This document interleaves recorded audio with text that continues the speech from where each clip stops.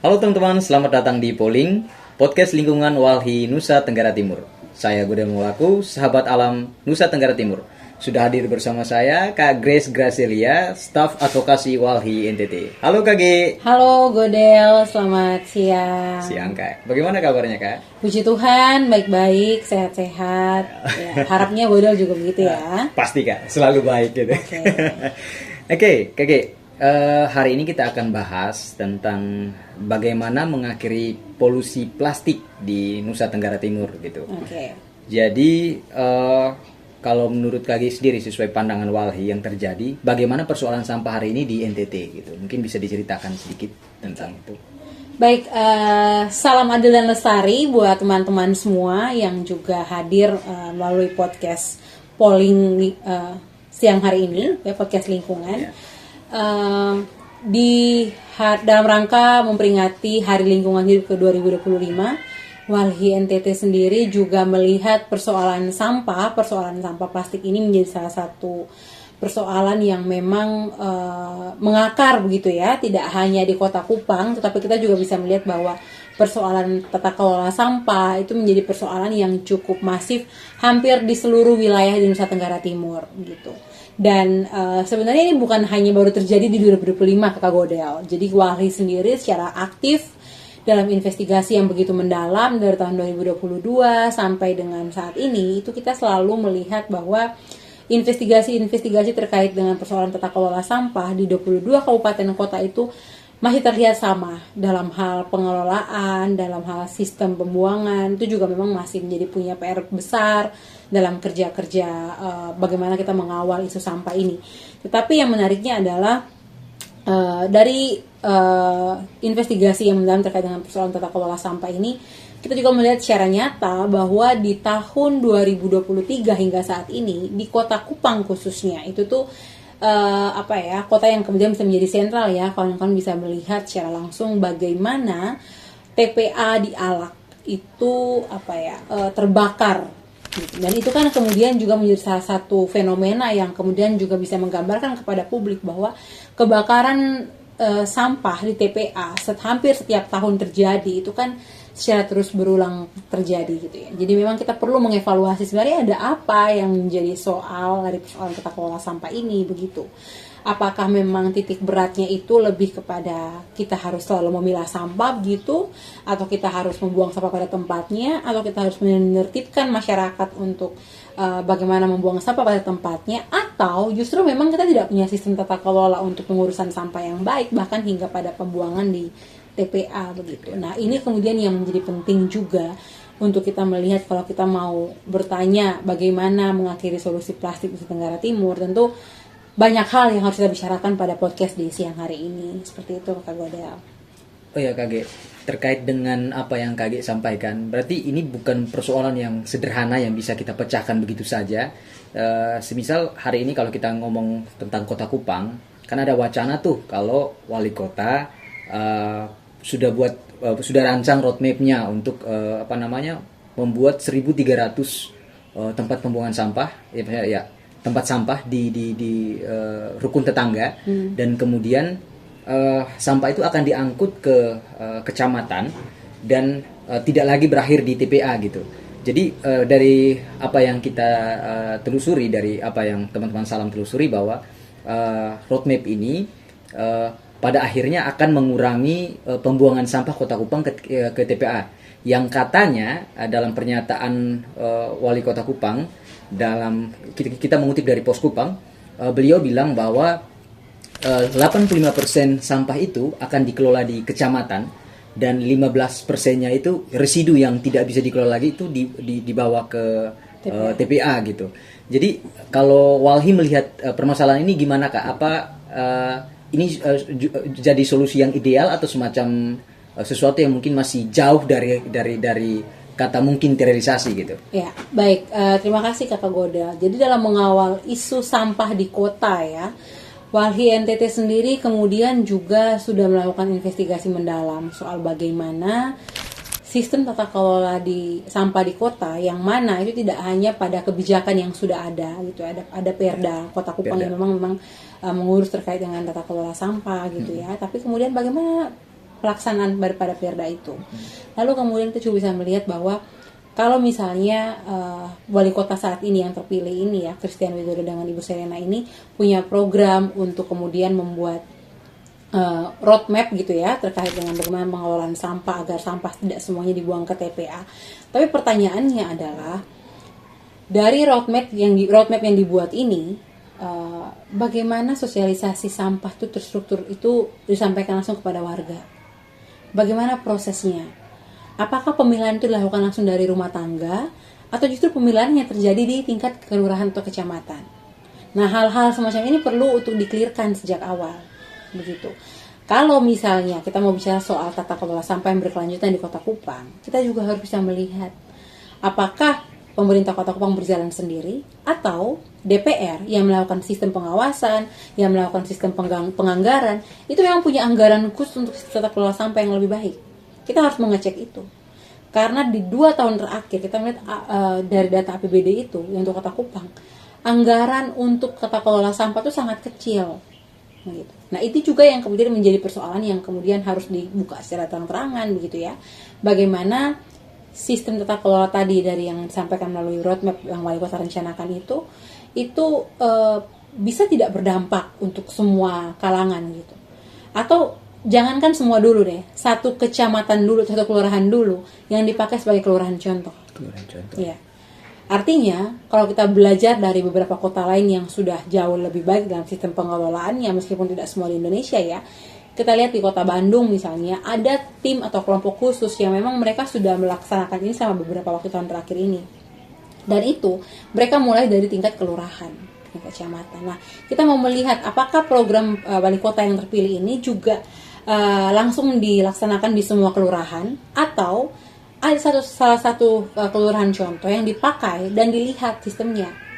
Karena setahu saya gitu ya, dalam proses pengelolaan itu kita langsung mulai dari tingkat rumah tangga, dari pemilahan yang dilakukan, bagaimana sampah organik, sampah anorganik, bahkan sampai pada sampah yang berbahaya begitu ya, misalnya bahan-bahan limbah B3 ataupun lebih kepada kayak sampah-sampah yang kayak alkohol atau sampah-sampah bekas pakai obat nyamuk gitu ya, botol-botol itu kemudian juga dipisahkan begitu, sehingga kita bisa tahu bahwa sampah organik yang bisa diurai itu berapa banyak yang bisa diurai, ada komunitasnya juga yang mengurai itu gitu. Jadi memang ini berkelanjutan dan disiapkan juga bagaimana beberapa lahan-lahan untuk dipakai sebagai taman dan itu sampahnya didapat dari sampah organik. Bagaimana dengan limbah-limbah sampah-sampah anorganik misalnya yang kemudian akan dibawa ke TPA atau dikemanakan. Nah, ini kan juga perlu untuk kita tahu gitu ya. Lalu kemudian dengan limbah-limbah B3 juga tadi dikemanakan. Nah, semuanya ini yang perlu sekali begitu untuk kita kelola dengan baik, karena kalau misalnya kita hanya akan memilahnya kembali ke tingkat kelurahan, itu kan pertanyaannya kita tidak menyelesaikan persoalan ya. Justru kita menumpuk persoalan itu di kelurahan gitu. Dan itu kalau seandainya sampah-sampah semua ditumpuk di sana dan tidak didistribusikan ke yang lain-lain dan diselesaikan, otomatis itu hanya akan mendatangkan persoalan baru.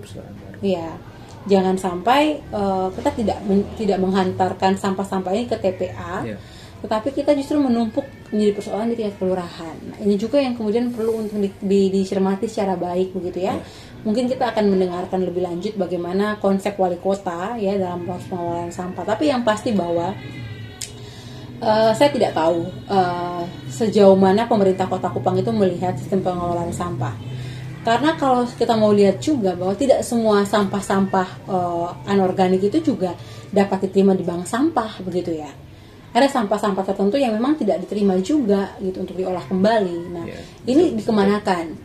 Apakah sistem pengelolaan di TPA, tempat pemrosesan akhir di TPA itu ada atau tidak ada gitu? Karena memang kami menemukan bahwa di 22 kabupaten kota itu tidak punya sistem pengelolaan atau pemrosesan di TPA. Semuanya hanya kumpul, angkut dan buang gitu. Dan selama ini sistem itu yang selalu terpakai. Nah, pertanyaannya, apakah di Kota Kupang akan tersedia pemrosesan akhir yang baik di TPA atau seperti apa? Itu juga yang perlu untuk dievaluasi, karena sekali lagi Walhi menemukan bahwa anggaran APBD kita untuk pengelolaan sampah itu sangat kecil gitu ya. Lalu kemudian kita juga bisa melihat bahwa armada pengangkutan sampah kita juga sangat terbatas. dengan situasi yang sudah juga cukup buruk gitu ya untuk armada-armada ini. Nah, itu juga perlu diperhatikan secara serius dalam bicara terkait dengan tata kelola sampah. Apalagi kita bicara soal hak dan kewajiban para petugas pengangkut sampah. Karena kita tahu bahwa ketika mereka tidak bisa mengangkut sampah-sampah di tempat-tempat kita atau di tempat-tempat umum ya yang milik publik, itu kan kemudian juga mengganggu bagaimana aktivitas yang akan berlangsung di lokasi itu, mengganggu keberlangsungan aktivitas masyarakat yang ada di sekitar di sekitar tempat pembuangan sampah itu gitu. Dan itu sering terjadi di Kota Kupang. Kalau kawan-kawan jeli misalnya, kawan-kawan bisa melihat bagaimana ketika hari raya dan sampah-sampah itu tidak diangkut secara baik. Ketika semua orang libur misalnya, itu di pasar, di tempat-tempat umum itu tuh banyak sekali persoalan carut-marut sampah yang memang membutuhkan semua pikiran begitu ya untuk kemudian melihat secara serius bagaimana kita mengelola dengan baik sistem sampah ini. Dan saya tidak tahu tim yang dipakai oleh Pemkot untuk bagaimana melihat persoalan sampah ini, apakah melibatkan semua elemen yang bergerak isu lingkungan juga, ataukah hanya segelintir akademisi, segelintir pengamat yang kemudian memberikan masukan kepada wali kota. Nah, saya pikir hal ini juga membuat wali kota harus lebih terbuka begitu ya, memanggil seluruh elemen dalam mengawal keberlanjutan isu lingkungan di Kota Kupang ya. Itu harus juga bisa melibatkan semua elemen, bahkan semua teman-teman yang selama ini bergerak dalam isu-isu lingkungan, terutama yang pada tata kelola sampah. Gitu. Berarti KG,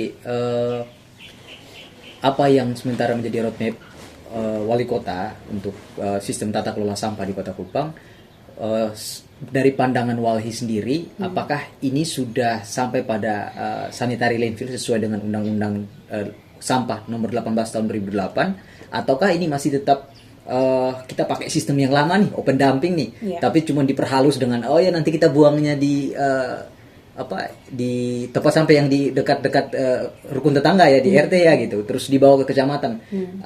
Sejauh pengamatan kakak mereka, apakah ini sudah sanitary landfill atau masih open dumping gitu? Ya, jadi Walhi itu menemukan sebenarnya dalam kerja-kerja Walhi, terutama untuk 3 tahun terakhir ini, karena kebakaran TPA itu terjadi secara masif ya setiap tahun. Masif.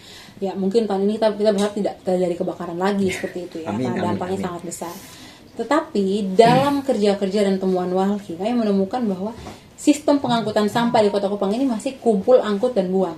Gitu ya. Dan di TPA itu kita melihat bahwa sistemnya hanya open dumping. Sumur kontrolnya juga rusak. Lalu kemudian tidak ada pemrosesan akhir di sana. Gitu. Jadi memang kita melihat bahwa saya tidak tahu bahwa kalau pemerintah itu jernih dan jeli dalam melihat persoalan sampah, sepertinya 3 tahun terakhir ini bagaimana sistemnya adalah karena kebakaran TPA itu membuat sampah-sampah di sana itu menjadi yang sudah tertimbun itu menjadi berkurang gitu.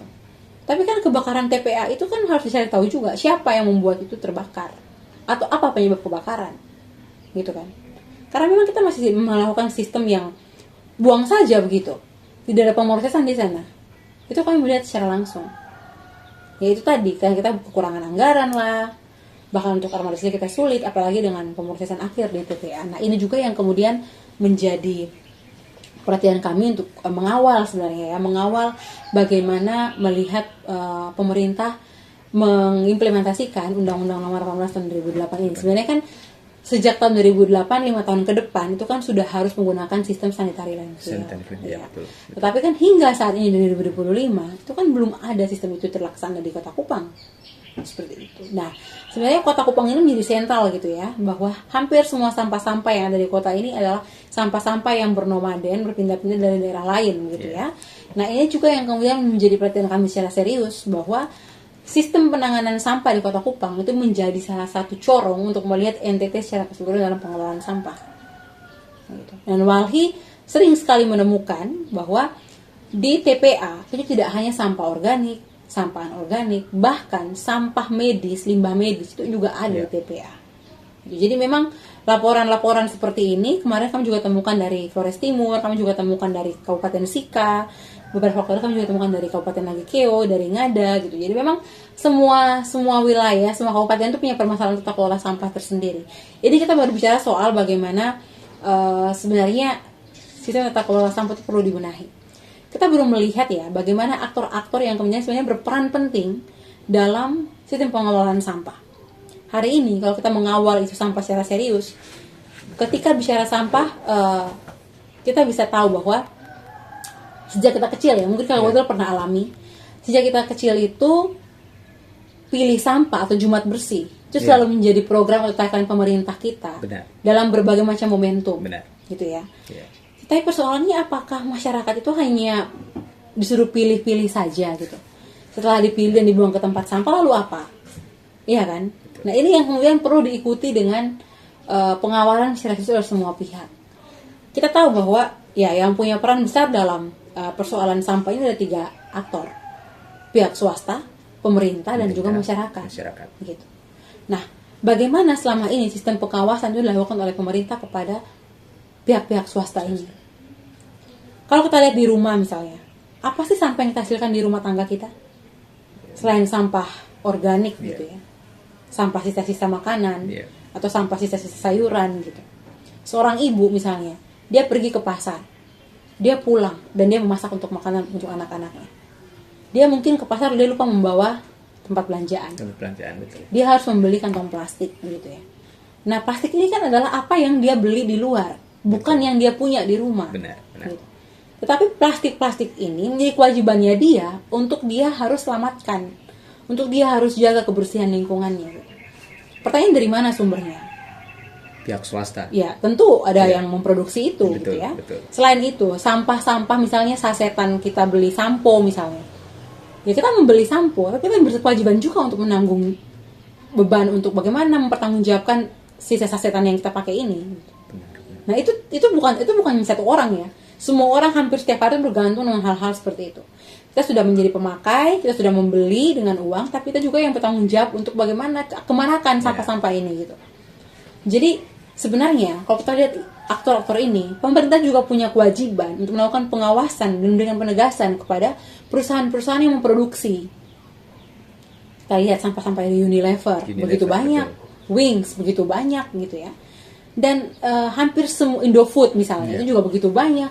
Jadi hampir semua perusahaan-perusahaan ini kan juga sebenarnya kalau kita lihat di Kupang ini kan juga ada beberapa perusahaan yang cukup eksis gitu ya. Iya, betul.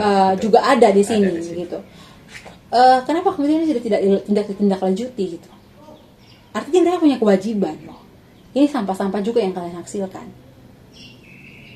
Apakah perusahaan punya taken kerjasama gitu? Apakah mereka setelah mereka ada di tempat ini, mereka punya kewajiban untuk membayar? Itu kan juga harus dibuka oleh pemerintah. Benar. Paling tidak kita juga tahu bahwa mereka juga punya kewajiban dalam melaksanakan kerja-kerja mereka. Nah, inilah yang kemudian penting untuk kita soroti. Bahwa selama ini kita hanya melihat masyarakat yang disuruh untuk pilih sampah, buang sampah pada tempatnya, melakukan aksi Jumat bersih. Tapi kita tidak pernah lihat bagaimana pemerintah juga tegas terhadap perusahaan.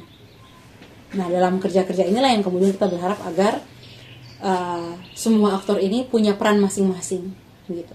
Dan tentu kita juga butuh akomodasi ya yang cukup besar untuk bagaimana menggerakkan masyarakat kita agar mau peduli dengan persoalan lingkungan, terutama persoalan sampah. Gitu. Karena tata kelola sampah yang buruk juga akan berdampak pada bagaimana eksploitasi terhadap sumber daya alam. Nah, satu hal yang kemudian perlu diperhatikan secara serius adalah bagaimana pemerintah selalu aktif ya melibatkan semua pihak dalam kerja-kerja pengelolaan sampah ini. Yang tadi saya sampaikan bahwa pemilahan di tingkat rumah tangga itu tuh penting sekali. Tapi setelah dipilah, siapa yang akan membawanya ke kelurahan? Betul. Nah, orang-orang ini yang perlu dijaga, begitu. Saya mengamati satu tempat di Bandung yang pernah saya pergi dan saya melihat secara langsung bagaimana mereka punya sistem tata kelola yang sampah yang cukup baik begitu. Dan itu peran besarnya Pak RT, Ibu RT, lalu kemudian orang yang mengangkut sampah setiap dengan jadwalnya. Jadi setiap rumah tangga itu sudah tahu di hari-hari apa sampah-sampah mereka tuh perlu mereka taruh di depan rumah. Dan ketika ada orang yang tidak melakukan pemilahan, Ibu RT itu tegas langsung kepada rumah tangga itu. Gitu. Jadi orang tuh akhirnya tahu begitu. Oh, sampah-sampah sisa makanan saya itu saya kontribusikan untuk taman di kelurahan yang mereka kelola sebagai pupuk organik, gitu. Sedangkan sampah-sampah yang tidak bisa diolah yang harusnya masuk ke TPA, yaitu mereka kirimkan ke TPA. Tapi mereka sudah buat pemilahan. Oh, ini sudah ada sampah botolnya sendiri, sampah plastik yang lainnya sendiri, itu sudah dipisahkan begitu. Jadi orang-orang tuh benar-benar tersadarkan bahwa kita perlu untuk melakukan pemilahan sejak awal. Pemilahan sejak awal. Mendengar apa yang KG ceritakan, berarti teman-teman Walid sendiri sudah melakukan studi kasus ya sebenarnya datang ke Bandung. Nah, saya tertarik dengan apa yang Kak ceritakan sebelumnya, perkara bahwa untuk mengelola sampah yang begitu banyak dan ini ekosistem yang cukup besar sebenarnya, agak kompleks dan tentu kita butuh dana yang besar, sedangkan dana pengelolaan sampah itu sendiri sangat-sangat kecil. Dan ada satu aktor yang seharusnya sangat bertanggung jawab, dalam hal ini pihak swasta yang memproduksi plastik itu. Nah, sebenarnya kalau misalnya pemerintah itu jeli ya kayak, berarti saya menangkap apa yang KG mau sampaikan, bahwa bisa juga pemerintah itu berkontribusi mungkin lewat fresh money misalkan, untuk kemudian bertanggung jawab pada sampah yang dihasilkan, sehingga itu dikumpulkan sama pemerintah, dalam hal ini pemerintah daerah Kota Kupang, dan dipakai mengakomodasi semua proses yang akan terjadi. Fresh money kayak mana nih Kak Godel? Kayak semisal ini nih, contoh kita ambil perusahaan lokal misalkan, perusahaan air minum yang ada di sini gitu. Mereka kan menghasilkan plastik gelas kan gitu kan Kak. Nah, kalau semisal mereka tata kelolanya kayak ya sudah habis ini kan terbuang percuma gitu. Karena pihak perusahaan tidak bisa menangani secara langsung, apa tidak sebaiknya dibikinkan taken kontrak atau semacamnya gitu. Ya. Jadi memang pasti kan ada banyak perusahaan gitu ya Kak Godel ya, di NTT ini ataupun di Kota Kupang ini yang kemudian bisa juga dipakai untuk, ya itu tadi bagaimana pintar-pintarnya pemerintah dalam melihat itu. Dan saya pikir sepertinya masyarakat juga tidak akan menutup mata gitu ya, kalau misalnya mereka harus punya kewajiban untuk membayar iuran begitu. Betul. Nah, ini kan kesepakatan di setiap RT gitu. Artinya bagaimana pola-pola pencairan itu dilakukan gitu. Alih-alih kita mau menggunakan pihak lain untuk membantu kita dalam kerja-kerja kita ya, tapi menurut saya setiap masyarakat itu juga pasti akan merasa mereka punya tanggung jawab ketika itu dibicarakan secara baik-baik. Sehingga di tingkatan sosialisasi itulah yang kemudian penting. Bagaimana iuran sampah setiap bulan, begitu. Saya ingat betul di beberapa daerah itu ada seperti itu, iuran sampah. Iuran sampah. Dan itu wajib dilakukan oleh setiap keluarga, setiap rumah tangga misalnya. Nah, hal-hal seperti ini kan sebenarnya harusnya dikelirkan ya, disepakati secara bersama, begitu. Maunya berapa iuran sampah. Dan itu tadi, karena memang belum ada sistem yang begitu baik, sehingga orang juga tidak tahu sampahnya mau dikemanakan. Saya melihat beberapa persoalan di Kota Kupang ini, saking terbatasnya tempat pembuangan sampah, orang-orang di beberapa daerah itu harus kesulitan mencari tempat pembuangan sampah. Benar. Jadi orang di Penfui misalnya, dia harus cari sampai di Pasar Impres untuk buang sampah. Orang di Liliba misalnya, dia harus cari sampai ke Oesapa untuk membuang sampah. Begitu. Dan itu kan sering terjadi. Betul. Begitu. Nah, kita mempersalahkan orang-orang ini bahwa kenapa mereka buang sampah bukan di daerahnya mereka gitu. Benar. Tapi karena memang fasilitas sampah itu tidak ada, fasilitas itu tidak tersedia fasilitas itu. Jadi kira-kira bagaimana kita mau kemanakan sampah-sampah ini? Nah, ini juga yang kemudian menjadi perhatian serius semua pihak sebenarnya kita dorong gitu ya, agar orang semua harus merasa bahwa sampah ini adalah persoalan krusial yang memang tidak bisa terpisahkan dari situasi hidup kita saat ini. Saya tidak tahu kalau misalnya kita semua itu tinggal di Alak. Bayangkan semua warga Kota Kupang ini kalau tinggal di Alak. Dan ketika terjadi kebakaran TPA, apakah kita semua akan diam-diam saja? Kita akan tenang-tenang saja? Karena warga Alak itu sudah cukup menanggung beban masyarakat Kota Kupang ini. Betul. Setiap kali kebakaran TPA, mereka yang paling terganggu, mereka yang paling terdampak. Secara pernafasan, secara aktivitas, mereka sangat terdampak. Kita belum tahu lagi ketika ada anak-anak yang dilarikan ke rumah sakit, ada ibu-ibu yang dilarikan ke rumah sakit gitu ya.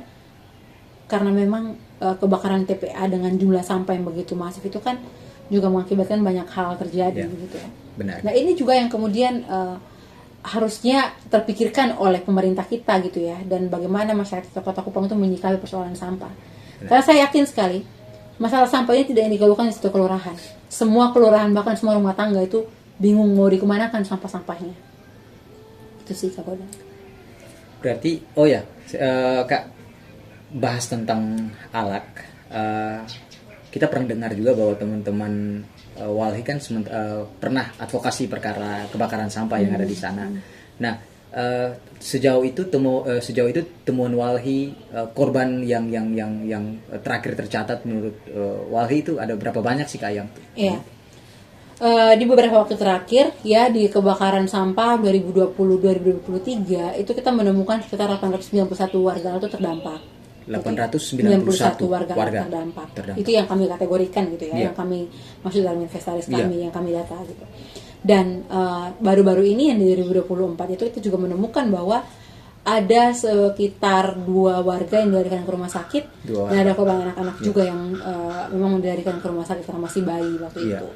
Dan ya itu tadi bahwa itu kan yang kemarin tercatat begitu ya. Betul. Tapi kita tidak pernah tahu berapa banyak yang tidak tercatat. Seperti itu. Nah, ini yang kemudian menjadi penting sekali untuk kita perhatikan secara bersama. Jadi setelah kita lihat dan kita temukan bahwa persoalan sampah ini berdampak bukan hanya kepada orang-orang yang tinggal di sekitar Alak gitu sebenarnya, tapi secara tidak langsung perpindahan gas ini kan juga mengakibatkan kita yang di Kota Kupang juga terdampak gitu ya. Hanya mungkin emisinya itu tidak sebanyak orang-orang yang tinggal di Alak gitu. Tetapi itu menyumbang angka emisi sebenarnya untuk kita semua yang hidup di Kota Kupang ini gitu. Dan Walhi sendiri dalam kerja-kerja Walhi itu pernah mendorong gugatan ke PET UN begitu ya. Dan itu saat ini sedang diselesaikan oleh teman-teman tim hukum yang menyelesaikan bagaimana perkara untuk gugatan sampah itu sendiri gitu. Ya, semoga dimenangkan ya Kak. Amin. Ya, masih dalam proses itu sih. Amin. Berarti dari cerita yang KG sampaikan, ada puluhan ribu masyarakat Kota Kupang yang kemudian menumpuk sampahnya di TPA Alak dan akhirnya berdampak pada 891 warga yang terdata. Iya, itu di tahun 2023. Belum 2024, kemudian 2025 gitu. Apalagi tahun-tahun kebelakang yang kita tidak pernah mendata itu sebelumnya ya. Artinya bahwa mereka menanggung beban yang terlalu berat dari ketidakpedulian kita terhadap pengelolaan sampah di Kota Kupang itu gitu. Nah, KG sejauh ini yang dalam kerja-kerja advokasi dalam melihat sampah gitu, kemudian tadi KG cerita bahwa sudah sempat melakukan tuntutan juga ya ke PT UN dan sementara dalam proses ditangani sama teman-teman tim hukum.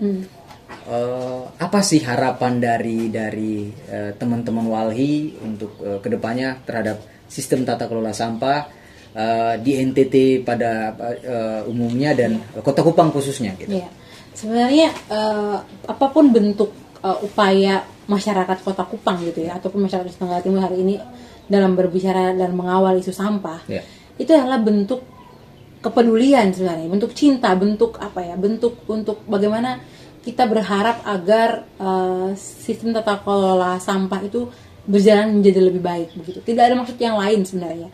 Karena kita semua bekerja untuk keberlanjutan, bekerja untuk keadilan ekologi seperti itu. Sehingga apapun bentuk kerja-kerja advokasi itu, baik itu berupa gugatan, berupa kritik ataupun berupa kecaman begitu ya. Itu semua juga merupakan bentuk daripada kita mengawal persoalan sampah itu gitu.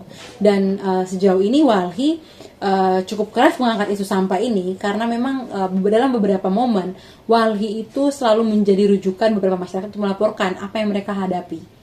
Itu juga terjadi bukan hanya di Kota Kupang, terjadi di hampir semua kabupaten kota di NTT. Dan pertanyaannya adalah bagaimana pemerintah kita menyikapi hal-hal ini? Jika persoalan lingkungan atau persoalan sampah itu masih dianggap sebagai persoalan kesekian yang bisa dikesampingkan ketimbang anggaran-anggaran dipakai untuk hal-hal lain itu yang diutamakan, maka selama itu juga persoalan tata kelola sampah itu tidak terlaksana dengan baik gitu. Nah, hal-hal inilah yang kemudian mau memberikan kepada DPR kita, kepada pemerintah kita bahwa sebenarnya kita butuh kalian semua dalam memberikan kebijakan ini, dalam menjalankan amanat rakyat ini gitu. Karena kita tahu bahwa Undang-Undang Nomor 18 Tahun 2008 itu sudah mengatur tentang bagaimana sistem tata pengelolaan sampah. Tetapi kenapa undang-undang ini tidak bisa terrealisasi di NTT? Begitu. Ya, ini sebenarnya persoalan mendasar hampir di semua wilayah di Indonesia gitu ya. Apakah karena memang sangat banyak sehingga kita tidak bisa menekan lajunya produksi sampah? Tapi kan harusnya kalau seperti itu, perusahaan-perusahaan ini kan harusnya diberikan apa ya, penegasan sejak awal, gitu ya. Dan mereka tidak boleh kecolongan, mereka tidak boleh tukar tambah dengan apapun itu, gitu. Nah, ini kan sepertinya semua menitikberatkan kepada sistem tata kelola yang tidak dilakukan dengan baik oleh masyarakat, begitu. Nah, hal inilah yang kemudian penting untuk kita soroti secara bersama, Kakak Godel. Jadi Walhi dalam mengawal isu lingkungan ini, mengawal isu sampah ini, itulah kerja-kerja advokasi yang sudah kami layangkan untuk sampah. Dan kami berharap agar pemerintah Nusa Tenggara Timur semuanya itu melihat persoalan sampah. Kamu tahu bahwa NTT ini kan provinsi kepulauan. Tentu kita harus punya tata kelola sendiri lagi dalam penyelesaian persoalan sampah di daerah kepulauan. Misalnya kayak daerah provinsi kepulauan, kabupaten kepulauan, misalnya kita lihat di Flores Timur. TPA-nya kan di daerah Tuka. Apakah sampah-sampah yang ada di Pulau Solor, yang ada di Pulau Adonara akan diangkut ke TPA atau justru itu menjadi tanggung jawab orang-orang yang ada di pulau? Itu kita juga harus diskusikan itu. Belum kita lihat sampah-sampah yang titipan yang kemudian sampai di perairan-perairan atau pesisir-pesisir. Iya, pesisir. Itu juga ada gitu. Itu faktanya ada. Dan nelayan-nelayan pesisir kita di beberapa pulau-pulau kecil itu mengeluhkan hal yang sama. Pertanyaan itu dari mana? Ada yang bilang sampah-sampah kapal. Ada yang bilang itu sampah kiriman. Tapi harus diselidiki dari mana? Dari mana? Gitu. Betul. Karena itu akan mengganggu pada bagaimana produktivitas biota laut kita, ekosistem laut kita, seperti itu. Lalu kita juga lihat bahwa dengan hasilnya pariwisata hari ini di NTT, hotel-hotel itu dibuka, gitu ya. Benar. Kita juga harus bisa melihat limbah-limbah dari hotel-hotel ini dikemanakan. Betul. Jangan dianggap remeh loh, sampah-sampah setiap hotel yang dihasilkan juga cukup besar. Nah, apakah pemerintah kita juga cukup tertib dalam mengelola atau memberikan pengawasan terhadap upaya-upaya pihak swasta yang mengelola bisnis perhotelan ini? Nah, ini juga perlu diikuti dengan hal-hal seperti itu. Jadi memang kita penting sekali untuk melihat secara keseluruhan, secara utuh persoalan sampah yang hari ini ada di TPA atau ada di sekitar kita. Itu menjadi tanggung jawab dari semua elemen, semua pihak. Begitu. Mungkin itu sih, Kakak Godel. Berarti bahwa bukan hanya tata kelolanya yang cukup kompleks, tapi bahwa saya menyoroti apa yang kakak sampaikan bahwa penting adanya transparansi ya. Betul. dalam tata kelola sampah itu sendiri. Ya. Teman-teman, mungkin ini kedengaran sederhana, tapi bahwa tata kelola sampah itu menjadi satu hal yang akan sangat urgent, sangat-sangat penting. Kita tahu per 2024 NTT itu ada sampah yang terdata ada 628.000 ton berdasarkan data SIPSN atau Sistem Informasi Pengelolaan Sampah Nasional gitu. Jadi 628.000 ton sampah per 2024 itu yang terdata dan masih banyak lagi yang tidak terdata dan itu sangat-sangat mengganggu ya Kak ya. Dan kita tahu bahwa sampah-sampah yang akhirnya berakhir di laut itu mengganggu ekosistem laut, mikroplastik yang dimakan ikan kemudian kita konsumsi, bahaya jangka panjangnya sangat-sangat besar itu. Dan ini bukan masalah yang sederhana, untuk itu penting untuk kita bersama-sama, terutama bagi pemerintah, jika punya solusi yang luar biasa baik, sekiranya untuk membuka diri, membuka ruang dialog yang lebih luas, melibatkan semua pihak ya KG ya. Dalam hal ini bukan hanya teman-teman yang ada di dalam struktural yang pengelolaan sampah itu, tapi ada teman-teman NGO di sana, ada teman-teman peneliti yang kemudian kita bisa bekerja sama mewujudkan sistem tata kelola sampah yang baik. Saya kira kita sudah cukup jauh berbincang dan terima kasih banyak. Sangat informatif sekali, sangat menginspirasi sekali, banyak hal yang kita dapat hari ini dan juga teman-teman di rumah dapat hari ini. Dan salam adil dan lestari. Lestari. Lestari. Ya, terima kasih. Terima kasih KG.